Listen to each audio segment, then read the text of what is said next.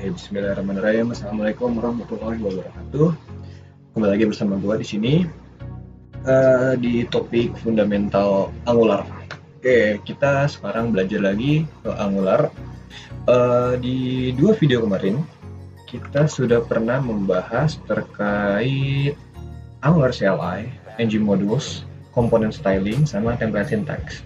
Di video kemarin kita belajar ke 6 metode template syntax. Nah, sekarang kita langsung belajar tentang directive. Tapi sebelum itu, kalau teman-teman langsung lihat video ini, gue saranin teman-teman melihat video sebelumnya, template syntax yang ada di sini. Nah, itu isinya terkait cara kita menggunakan template di dalam Angular. Kenapa? Karena project yang sekarang ini diambil dari project yang sebelumnya. Gitu. Dan kalian bisa mampir ke GitHub-nya buat ngambil repositorinya kalau misalkan kalian mau, atau kalian bikin project sendiri ngikutin dari video sebelumnya juga nggak apa-apa. Oke, mantap. Kita mulai dari demo dulu aja ya, biar teman-teman tahu. Jadi kita hari ini akan belajar terkait directive. Ini adalah demo project-nya seperti ini. Directive itu secara umum dibagi menjadi 3, yaitu komponen directive, structural directive, sama attribute directive. Yang pertama ini yang komponen directive tapi bersifat mandiri. Jadi background ini berwarna otomatis nih. Gitu. Jadi nanti di dalam projectnya kita akan memanggil directive itu sendiri, di mana directive-nya mengganti warna si background text. Lalu ada komponen directive dengan metode host listener.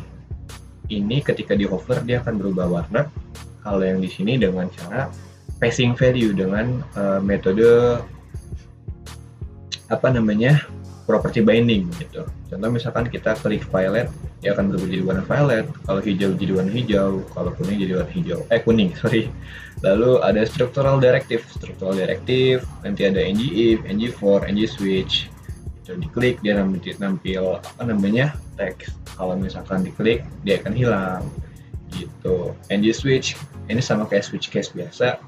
Dia berubah jadi 1, 2, 3, 0 gitu. Kalau misalkan nggak ada, dia akan berubah menjadi default. Lalu ada lagi yang terakhir attribute directive. Attribute directive ini dibagi menjadi 2 lagi, ng class sama ng style. Oke, nggak usah berlama-lama, kita langsung ke materinya aja. Let's go. Oke, jadi directive itu di dalam Angular dapat diartikan sebagai custom atribut HTML. Atribut ya, kayak misalkan image seperti itu atau paragraf. Nah, itu atribut HTML. Nah, ini kita buat customnya kayak gitu. Di dalam Angular namanya directive. Directive tadi yang seperti gue bilang secara global dia dibagi menjadi 3, komponen, struktural, sama atribut. Kalau komponen directive itu adalah sebuah directive yang kita buat dengan bantuan Angular CLI. Nah, bertindaknya itu seperti komponen pada umumnya. Berarti dia harus dideclare dalam sebuah modul, minimal di app module. Lalu komponen directive dapat digunakan secara mandiri, yang tadi gue bilang, secara mandiri, atau dengan cara handling events dengan host listener, sama passing value dengan input decorator, property binding. Lanjut ke structural directive. Structural directive ini adalah directive Angular yang merekayasa struktur dari DOM atau data object modul dari sebuah elemen. Structural directive sudah disediakan oleh Angular, jadi kita nggak perlu lagi nge-construct atau declare dalam modul gitu. Lalu menggunakan structural directive itu biasanya diawali dengan logo asterisk atau logo bintang di depannya. Beberapa contoh diantaranya itu ada ng-if, ng-for, sama ng-switch yang tadi kita demokan. Ada 3 itu. Terus yang terakhir, attribute directive. Attribute directive ini memanipulasi DOM dengan elemen styling gitu, atau dengan elemen kehadirannya atau appearance-nya gitu. Contohnya tadi ada 2, yaitu ng class sama ng style gitu. Oke. Ya, oke. Di sini gue udah ngebuka IDE gue pakai IntelliJ dengan repo yang kemarin, yaitu repo marketplace. Kalau di gue itu bebas ya teman-teman mau ngikutin atau enggak.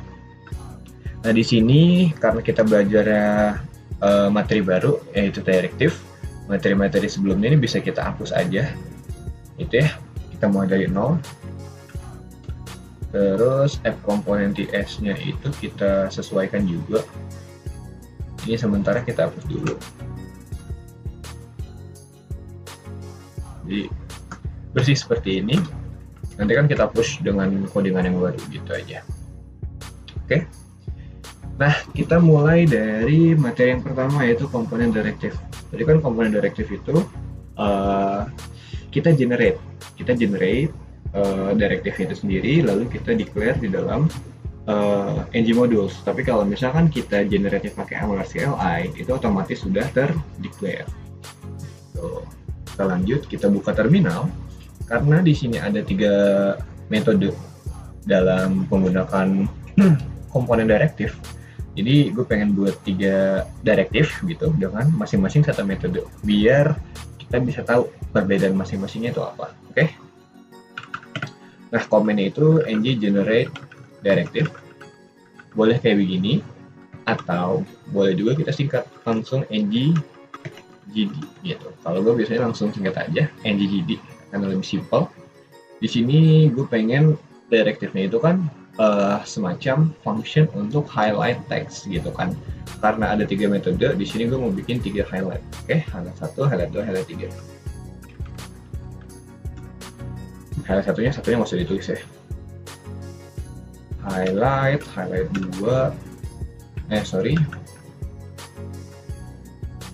typo, sama highlight 3. Oke, sudah tercreate. Di sini kan tadi gue bilang kalau menggunakan Angular CLI otomatis sudah terbuat di dalam app module. Kita buka app modulnya dan kita bisa melihat di sini ada 3 directive baru yang sudah terdeclare dalam declaration. Oke, kita tutup app modulnya, kita buka salah satu highlight directive-nya. Nah, nanti cara penggunaan directive ini kita tinggal manggil si selektornya aja gitu. Oke? Karena selektor namanya app highlight, nanti kita tinggal panggil si app highlight di dalam komponen yang mau kita panggil, template-nya gitu. Di komponen HTML kah, atau di counter event, atau counter to binding, two way binding, atau yang lainnya. Gitu. Biar rapi, kita kasih div di sini, kita kasih H2 komponen directive secara mandiri. Terus di sini kita pengen teks dalam tag paragraf ini berubah warnanya gitu kan. Background teks ini berwarna misalkan let's say biru secara otomatis. Nah, kita tinggal panggil nih di sini, yaitu app highlight. Penggunaannya gini, cuman karena kita masih belum declare apapun di dalam highlight directive TS-nya, maka ini nggak akan ngefek apa-apa gitu. Sekarang tinggal kita otak-atik nih di sini. Nah, di sini karena kita mau berubah secara otomatis ketika dipanggil, maka kita harus construct, dan kita ubahnya dalam sebuah constructor itu sendiri. Di sini kita butuh yang namanya elemen ref. Nah, kenapa elemen ref kita butuhkan? Karena kita ingin merekayasa DOM, data objek modul, di dalam sebuah elemen HTML gitu. Elemen apa yang mau kita rekayasa? Yaitu elemen si paragrafnya. Di sini kita langsung komen bahwa L untuk native element stylenya akan kita ubah background colornya menjadi let's say blue gitu. Nah, kita running project kita buka. Nah, otomatis sudah berubah nih. Cuman ini kan panjang banget ya. Ini bisa kita pendekin nih sesuai dengan kontennya. Dengan cara style juga, terus kita ubah width-nya menjadi fit content. Nah, ini blue, ada nggak ya light blue? Nah, ada, ini lebih cakep. Begini teman-teman, ini salah satu contoh dari komponen directive untuk yang mandiri pemanggilannya. Kita kita lanjut ke materi yang berikutnya, yaitu komponen direktif tapi menggunakan host listener gitu.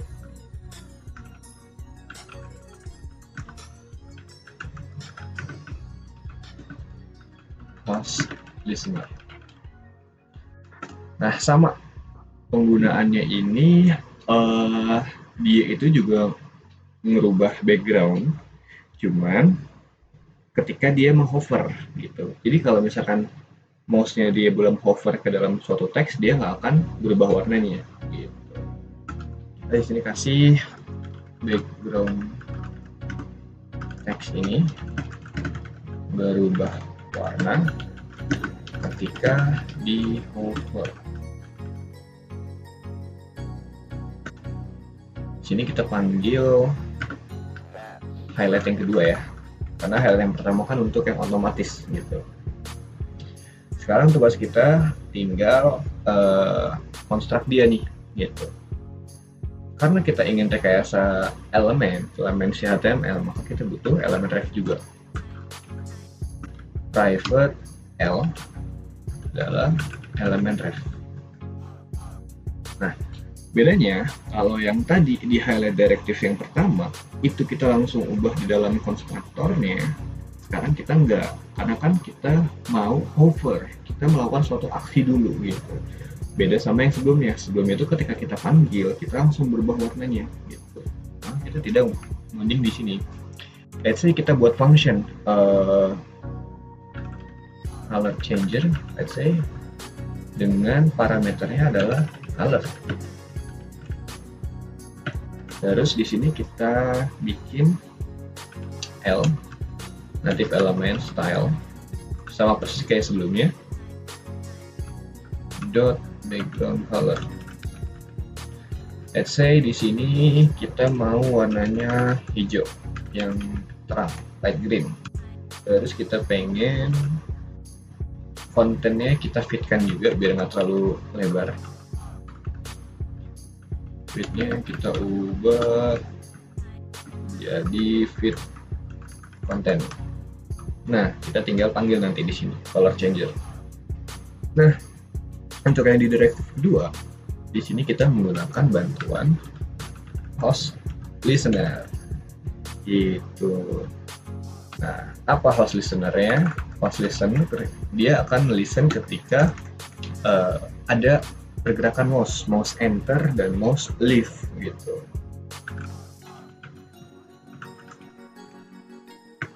On mouse enter kita buat function. Nah, function mouse enter ini gunanya untuk color change. Nah, sorry sorry bodoh, ini kita mau color ini, kita mau di sini color changer light green gitu. Sama kita panggil di sini host listener juga ketika mouse leave. Nah, bebas ya teman-teman mau ganti warna atau nggak ganti warna sama sekali.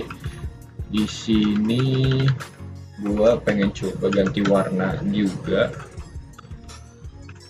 color changer, tapi warnanya menjadi apa ya? Let's say yellow. Nah, udah, kita langsung lihat. Boom. Boom. Gitu guys. Ketika ada mouse masuk, dia akan menjadi warna hijau, tapi ketika dia keluar, dia akan jadi warna kuning. Secara default, dia jadi warna putih karena kita masih belum ada mouse yang keluar masuk. Gitu. Paham ya? Boom. Oke, kita lanjut. Yang berikutnya adalah komponen directive juga, tapi menggunakan passing data value dengan cara property binding. Nah, di sini goals-nya itu adalah kita mau mengirimkan value dari parent ke child. Dalam hal ini, child-nya itu adalah si directive gitu. Directive yang highlight yang ketiga gitu. Karena highlight yang pertama sama kedua kan sudah kita buat gitu. Dan di sini Goals-nya itu, text-nya itu berubah warna sesuai dengan input dari radio button yang telah kita pilih, kita klik. Jadi sekarang kita buat 3 input radio button. Let's say ini pengganti warnanya adalah warna violet, warna biru, sama warna merah. Gitu. Terus di sini kita kasih teks, background teks ini berubah sesuai input radio button. Gitu. Nah, karena kita mau passing data value, berarti ada variabel penampung yang akan kita kirim nih ke childnya, yaitu di sini udah gue buat namanya color string gitu. Nah, karena colornya yang akan kita kirim itu berganti-ganti warnanya setiap kita memilih radio button, kita butuh event namanya klik. Nah, ketika klik inputnya, apa yang akan terjadi? Dia akan merubah isi dari variabel color. Yang pertama, colornya menjadi warna violet. Gitu. Terus yang kedua, colornya akan menjadi blue. Yang ketiga, colornya akan menjadi red. Just it. Sekarang tinggal kita buat direktifnya. Sama seperti yang tadi, yang di highlight yang kedua, kita butuh yang namanya host listener. Gitu, host listener di sini mouse enter. Ketika mouse-nya datang, on mouse enter. Nah, dia ngapain? Gitu. Sama host listener ketika dia leave, on mouse leave. Nah, dia ngapain? Di konstruktornya kita butuh revert L karena kita tetap membutuhkan perubahan elemen dari DOM. Ini, tapi kita tidak ngoding di konstruktornya. Kita tetap butuh function. Di sini color. Di sini kita construct native element style background color menjadi color. Terus habis itu kita butuh lebar menjadi fit content. Nah, sekarang mau lagi nih kursornya pointernya menjadi kursor. L native element style pointer kursor. Nah, sekarang tinggal perbedaannya nih, perbedaan dari yang sebelumnya sama yang sekarang. Kalau yang di highlight 2 itu kita tinggal tambahin functionnya di sini, yang sekarang kita butuh yang namanya input dekorator. Karena kita passing data value menggunakan property binding. Nah, bedanya nama untuk menjadi variable input ini nggak boleh sembarangan. Karena kita menggunakan directive yang passing data value, nama dari input itu harus sama dengan nama dari selector. Let's say di sini app highlight 3. Gitu. Nah, kalau misalkan ragu di sini bisa copy paste gitu. Nah, sekarang baru kita tinggal panggil nih color changer, ininya adalah app highlight 3. Gitu guys. Ini nggak usah kasih warna lah, bebas. Udah kayak begini, tinggal kita panggil di sini. karena property binding kita pakai ini apa, kurung siku. Nah, udah just it. Boom. Boom. Boom gitu. Oke. Nah, di sini kita kasih nama aja biar nggak berantakan. Name-nya adalah color 1. Name-nya ada color 2. Name-nya adalah color 3.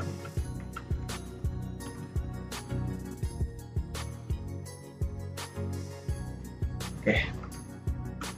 Ya, sampai sini teman-teman bisa paham ya cara penggunaan komponen direktif. Oke, mantap.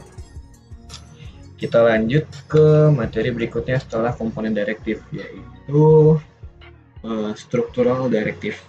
Tadi yang struktural direktif itu kan dia ini gunanya untuk merekayasa struktur dari DOM, data object module.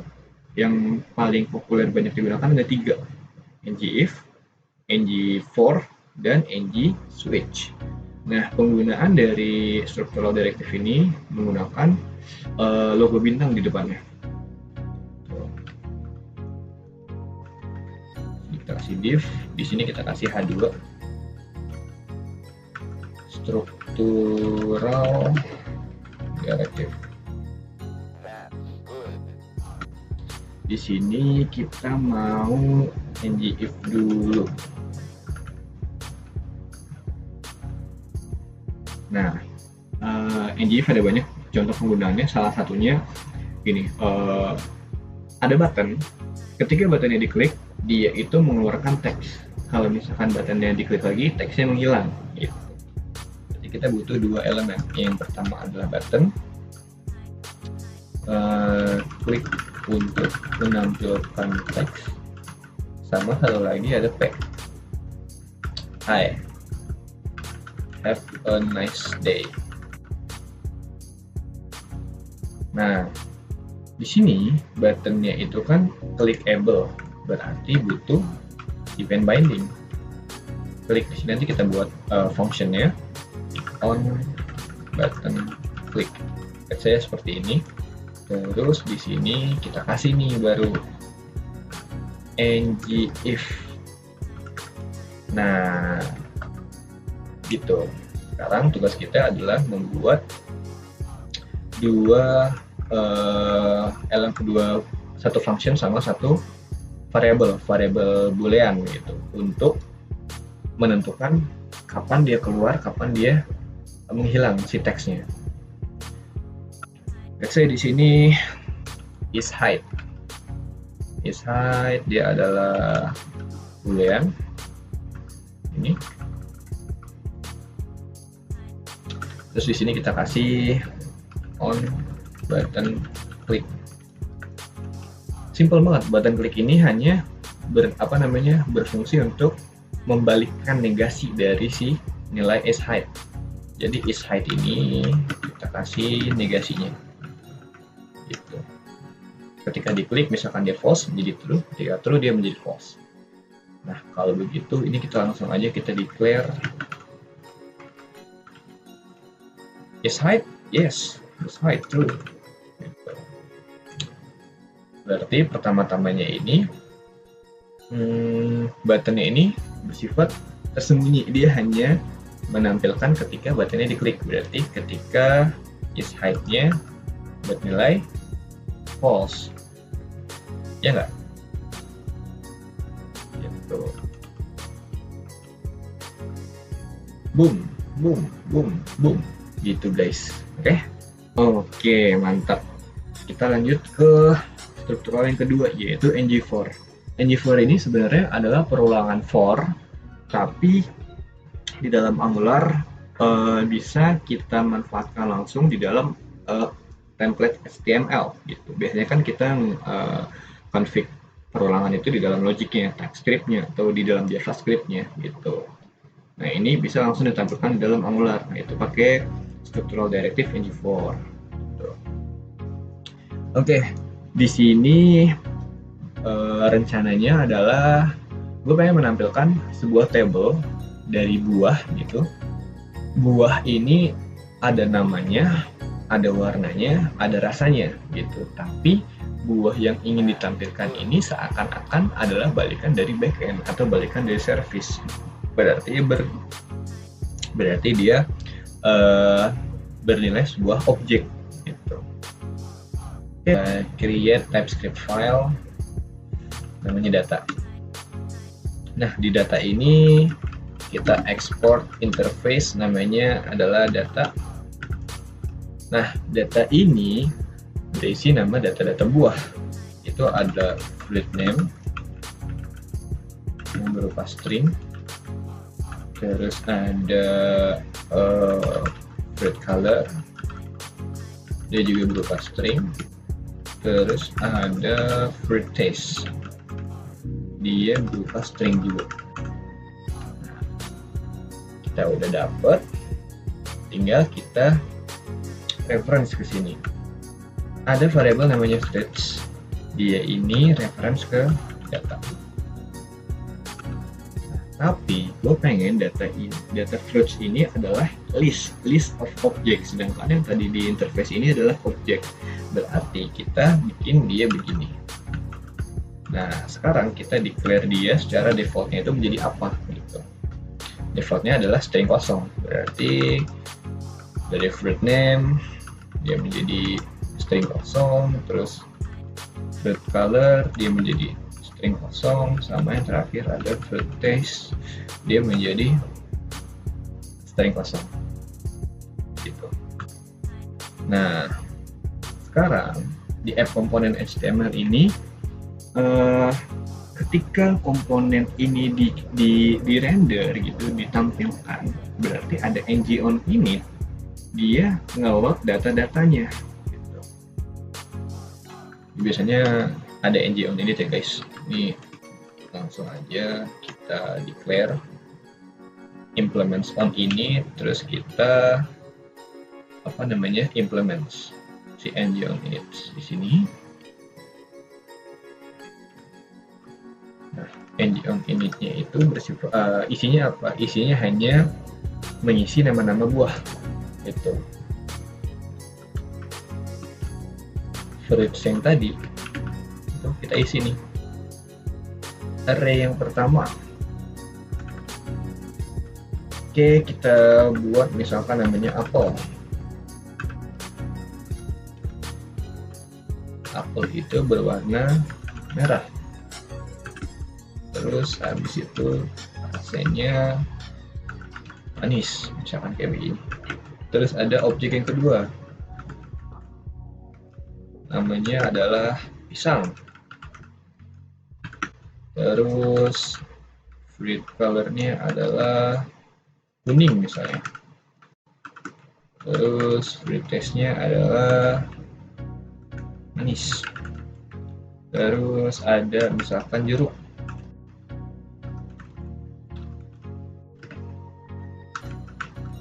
Terus colornya adalah jingga misalnya.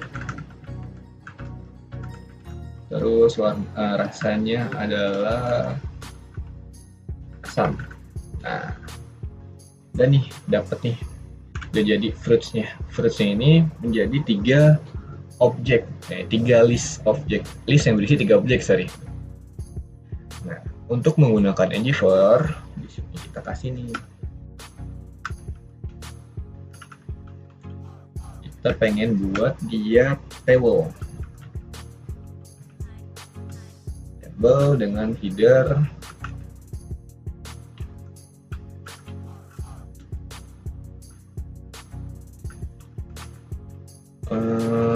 let's say nama buah, terus ada rasa, warna dulu, warna sama rasa.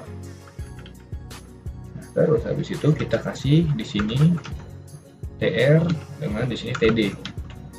Nah, baru di sini kita kasih nih table row-nya ini ng4. Nah, sintaksnya adalah let bla bla bla of bla bla bla gitu.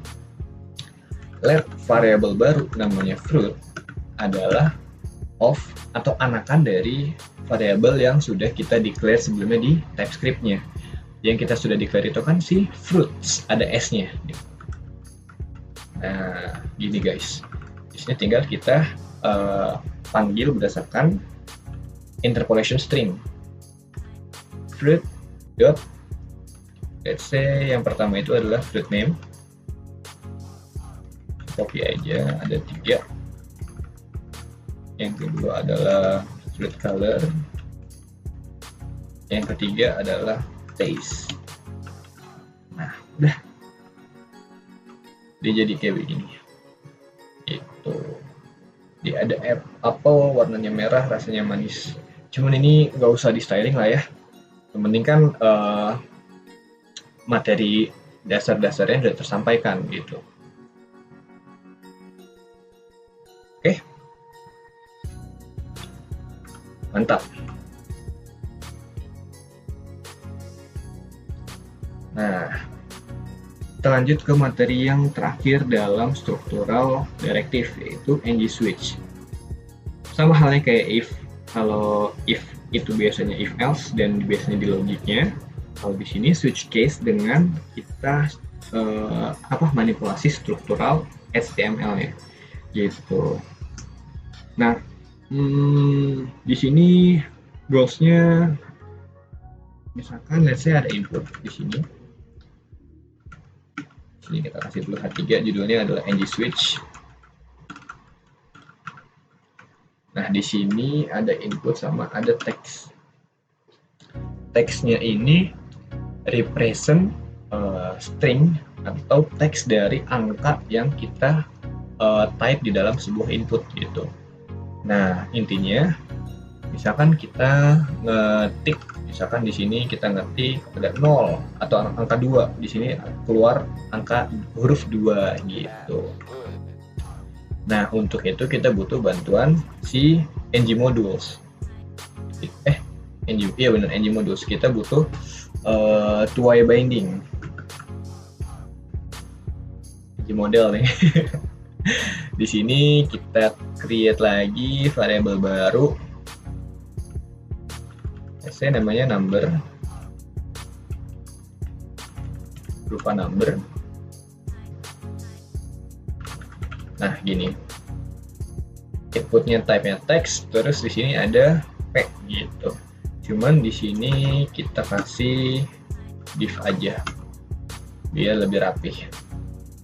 Nah, di sini baru kita panggil si ng-switch-nya. Jadi gini, ada ng-switch case sama ng-switch default. Yang menggunakan logo asterisk itu adalah ng-switch case dan ng-switch default-nya. Sedangkan kalau ng-switch-nya aja itu masuk ke atribut directive gitu. Kita butuh pakai bracket atau kurung siku. ng-switch ini. Kita switch kemana? Kita switch ke let's say number. Gitu. Nah, di sini kita kasih div lagi. Baru kita kasih ng-switch case. ng-switch case let's say 0, maka dia akan tertampilkan di sini 0. Begitu doang.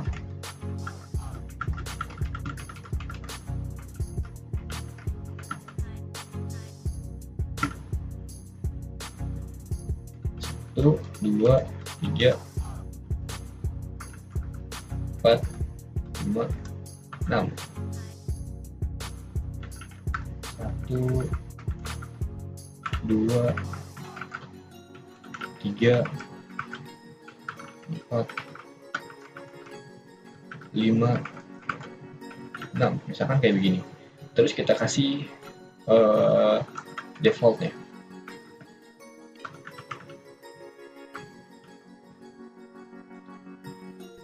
Switch default kita nggak perlu, langsung gini aja. Tidak ada dalam daftar. Nah, udah deh. Boom, boom, boom, boom, boom, boom. Gitu. Misalkan 9.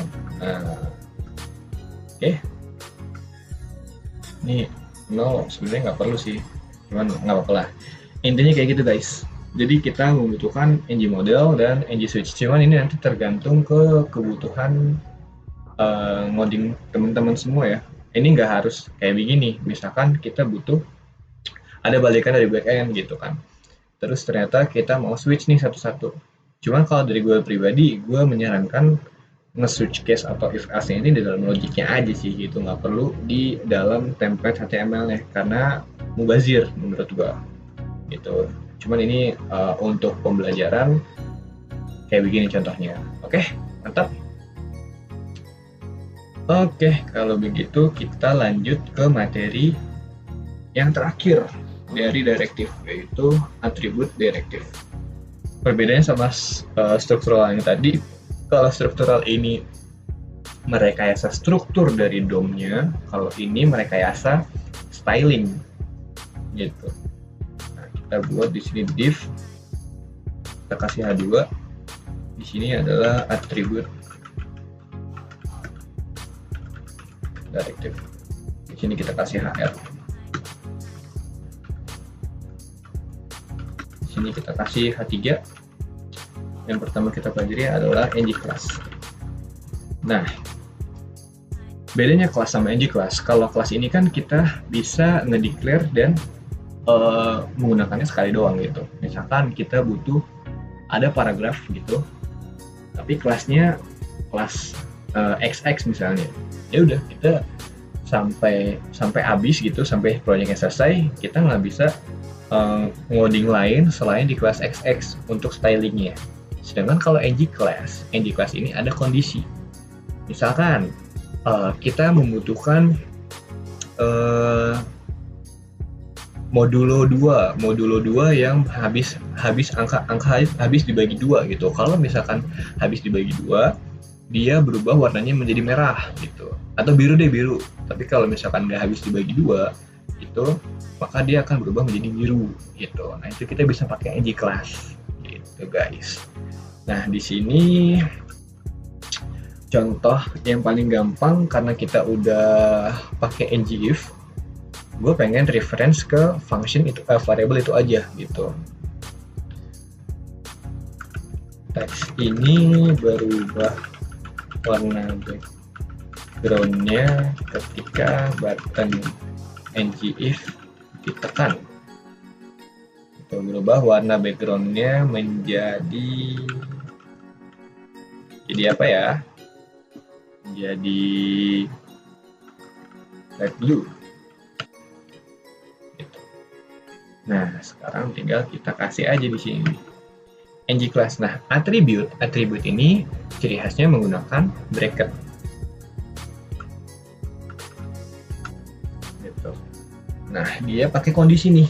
Kondisinya apa? Kondisinya adalah is hide. Gitu. Apakah dia tersembunyi? Gitu. Kalau misalkan tersembunyi, kita nanti akan panggil dia dalam kelas let's say hidden. Tapi kalau misalkan dia tidak tersembunyi, kita panggil kelas namanya show. Gini. Nah, terus karena kita udah mendeclare dia menjadi 2 kelas, tinggal kita buat di dalam F komponen SCSS-nya.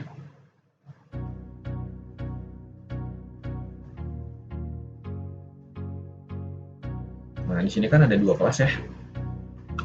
Satu hidden sama satu show. Gitu. Ketika dia sembunyi, ketika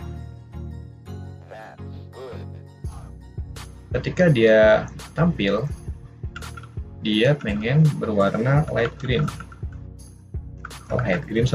blue. Dan lebarnya kita kasih fit content aja. Sedangkan ini nggak ada sama sekali nih background color-nya. Itu aja ya.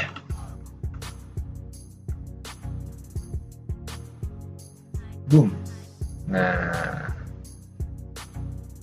itu. Tapi kalau misalkan dia klik lagi, dia akan hilang. Itu penggunaan dari ng class. Paham? Mantap. Kita sampai ke materi yang terakhir, yaitu ng style. Sampai lupa. Nah, ng style ini mirip-mirip dengan styling menggunakan property binding yang pernah ada dibahas di video sebelumnya gitu. Pakai template syntax property binding.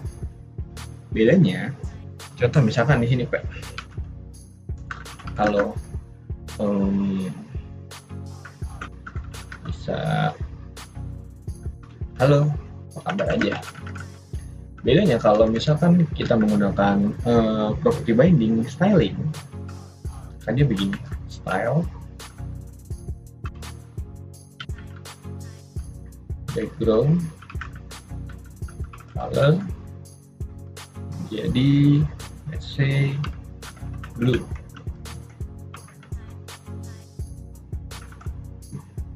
Dia kan begini ya. Nah, dia itu tidak bisa lebih dari satu styling gitu. Kalau ng style ini dia bisa lebih dari satu styling menggunakan objek atau kurung kerawal. Dia tetap pakai ng style dan pakai kurung siku gitu. Di sini kita kasih kurung kerawal. Nah, apa aja yang mau kita styling, misalkan font weight-nya adalah bold. Terus apa lagi, misalkan font size-nya adalah 24 pixel. Terus apa lagi, misalnya background color, dia berubah menjadi yellow.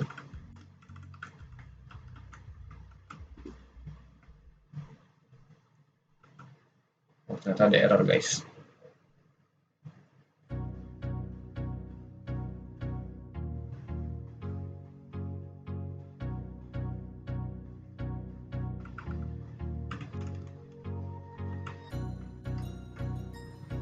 Nah, sorry, tadi lupa di string kan. Nah, dia berubah menjadi begini. Dia punya background, dia punya font weight-nya bold, sama font size-nya 24 pixel. Gitu. Terus misalkan lebarnya adalah fit content juga.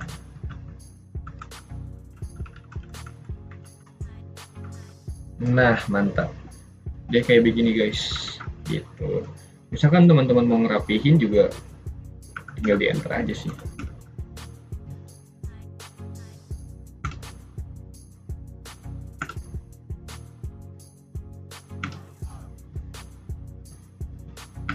Nah, kurang lebih seperti ini teman-teman penggunaan dari masing-masing directive.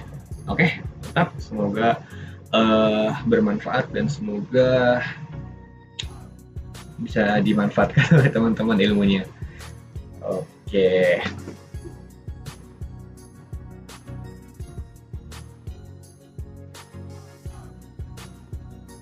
Oke, guys, ini sebelum kita akhiri, kita commit dulu codingan kita.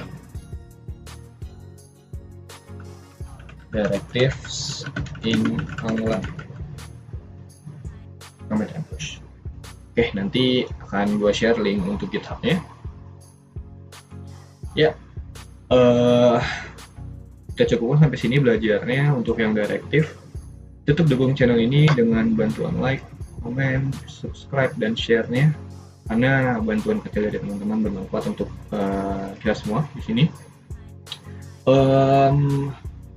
Gue sangat terbuka untuk saran dan kritiknya biar bisa lebih improve untuk ngajarin teman-teman semua. Untuk ini kan masih Angular ya, nanti kan kita akan belajar untuk backend, kita akan belajar untuk database, dan kita akan belajar untuk membuat project-project kecil sederhana gitu. Gue harap teman-teman tetap stay tune di channel ini dan semoga apa yang gue kasih bisa bermanfaat buat teman-teman semua. Oke. Assalamualaikum warahmatullahi wabarakatuh.